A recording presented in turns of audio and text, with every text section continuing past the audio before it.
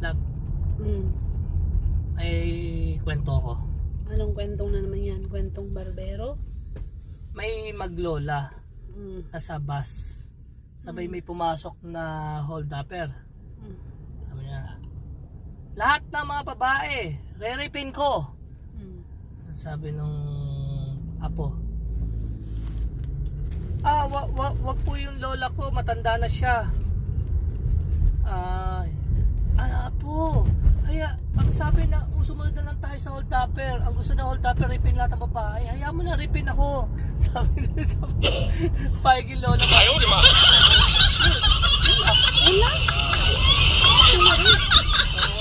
Tapos Malandi yung lola. Tapos ngayon, bibili yung apo ng kape sa tindahan. Sabi ng tindera, ano po kailangan nila? Pagbilan po ng kape, magkano kape? 20 pesos.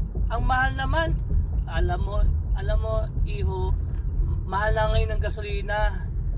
Ay, wag niyo na po ako i-charge sa gasolina, kape lang po yung bibili.